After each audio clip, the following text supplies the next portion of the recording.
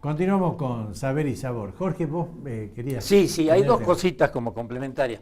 Vos sabés que a raíz de lo que decía Martín y lo que decía Miguel también, ese aporte de cada uno, si bien hay un común denominador que tienen el ideal de patria, de libertad, de independencia, cada uno hace su impronta.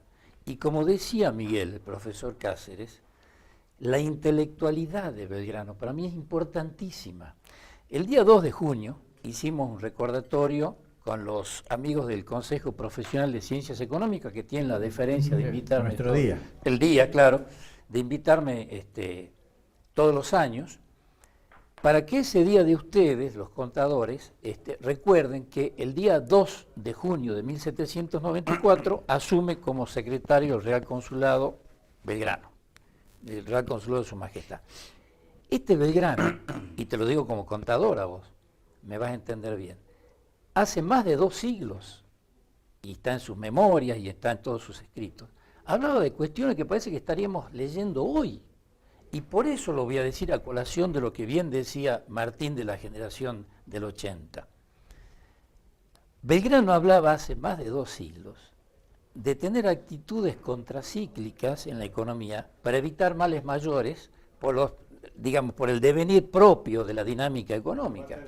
Pero increíble, el mismo Belgrano que en las patas con el barro, como decía algún historiador, escribía el reglamento para los pueblos de las misiones. Y se te pone la piel de gallina cuando ves que muchas de ese contenido está volcado en el preámbulo de la Constitución. Aclaraba Belgrano, yo no vengo a no vengo a instituir, vengo a restituir derechos. Entre ellos, aunque parezca increíble en esa época, el derecho a la seguridad, el derecho a la vivienda digna, el derecho a la educación. El profesor Cáceres hablaba de la educación, el primer gran educador de la patria, ese de las escuelas artes y oficios, de que la mujer queda expósita porque el hombre muere por algún conflicto y la mujer queda como totalmente expósita y los hijos vagando por allí. Entonces instruirle a la mujer y esa igualdad de instrucción del hombre y la mujer, inaudito, una cosa nueva para la época, incluso resistida en la época. Finalmente, en este sentido, Belgrano pide y les pide a todos, aquellos que manejan la cosa pública, no solamente un total desinterés, sino tomarlo como una cosa sagrada. Y dice él que el peor mal que se le puede hacer a la patria es administrar mal. Era muy riguroso en ese sentido. Muere pobre Belgrano. Mirá si lo hubiéramos escuchado. Si lo hubiéramos escuchado. ¿Y cuánta actualidad tiene hoy, verdad? Obvio. Bueno, estaba reflexionando. Cualquiera de los puntos que hemos tratado acá, en este nivel, hubiera dado para unas comidillas bastante lindas en los congresos de historia, que son magníficos, especialmente los tercer tiempos de los congresos, porque enriquecen a cualquiera. Mira, Martín hablaba, digamos, de Alberdi. En realidad Alberdi tiene un precedente, un antecedente, que se llama Bernardo de Monteagudo. Y en la pluma de Belgrano, Mariano Moreno y Monteagudo está el plan de operaciones, que es la médula, digamos, de lo que se llama el pensamiento de Revolución de Mayo, que después tiene toda una serie de idas, de vueltas, como cualquier cosa que conjuga sus contradicciones al caminar, ¿no? Al andar.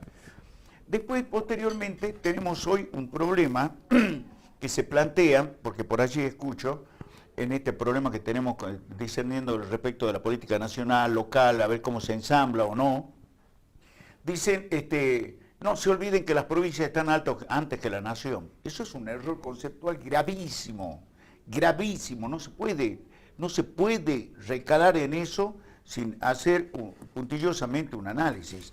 No hay nada que sea más antiguo que la nación.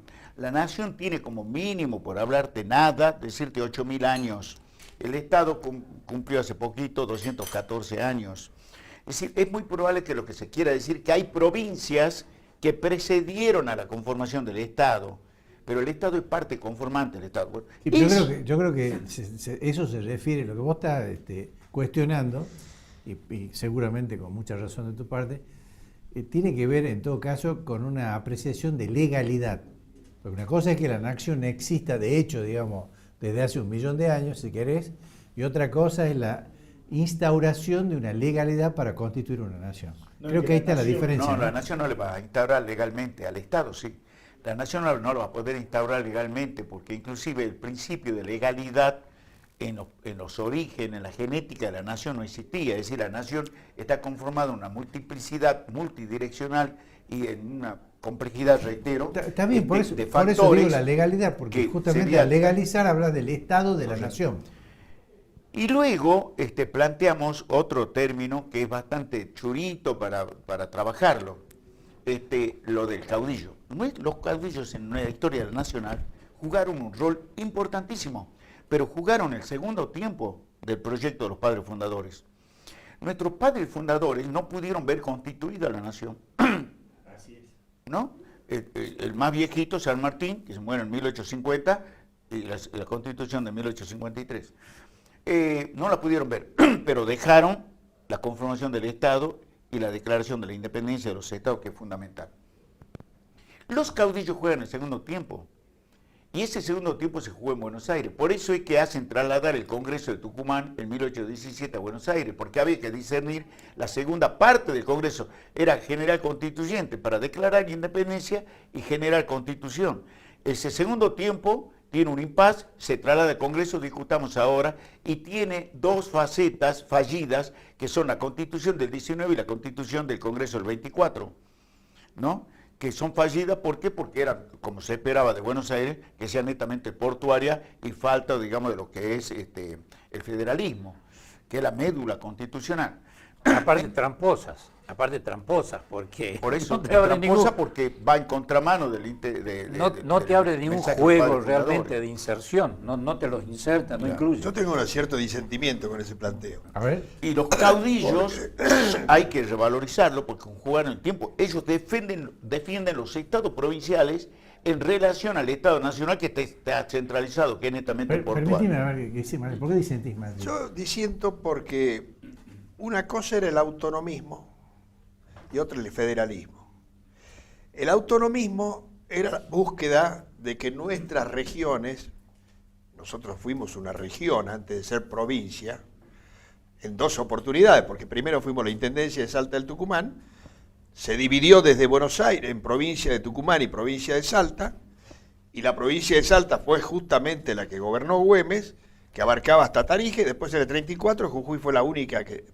Una acotación, Pero Güemes, una acotación, no, pero Martín, yo prefiero... cortita es, 1582 se funda la provincia de Lerma en el Valle de Salta, provincia del Tucumán. Bueno, pero de todos modos, es decir, me alejo mucho, y quiero hablar del tema de la guerra de independencia, que es donde están los problemas. Güemes fue el primer gobernador autónomo, sin que lo designen de Buenos Aires. Candioti fue el primer gobernador autónomo. José Javier Díaz fue el primer gobernador autónomo. Fueron tres. Y un pensamiento federal era un pensamiento que influía mucho los Estados Unidos, que era la única república federal que existía en ese momento. Claro. Pero a mí me gustaría seguir en la base y punto de partida que hice desde que empecé.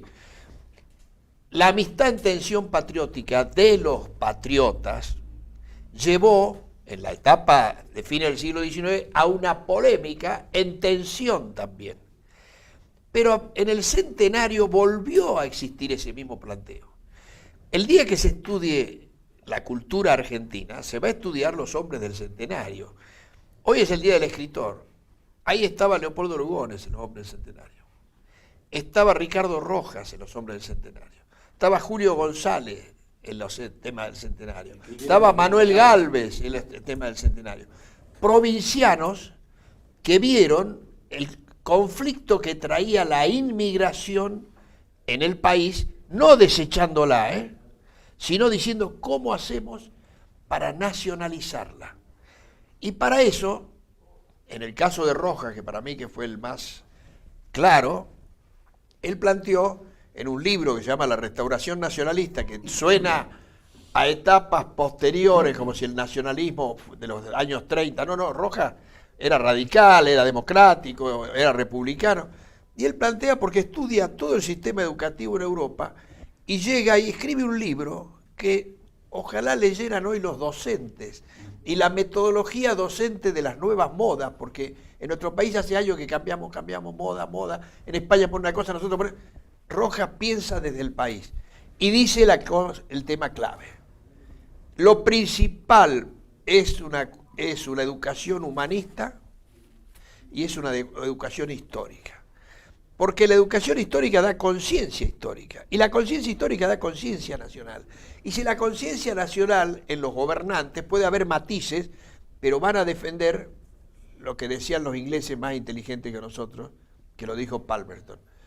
Inglaterra no tiene amigos ni enemigos permanentes, tiene intereses permanentes. Si nosotros los argentinos hubiéramos aprendido eso, hoy seríamos quizás otro país.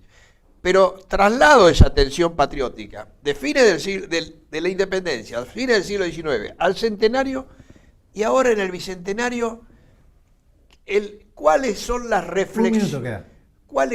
reflexiones que se han hecho para superar tensiones sociales que han perdido el sentido patriótico? Bueno, eso me deja a mí nada más, dejo ahí. No tengo más tiempo, yo no, le está pido bien, disculpas. y está bien que él plantee que tiene su concepto diferenciado. Me parece que está bien porque es saludable, en los debates se enriquece la cuestión. Yo no coincido absolutamente nada.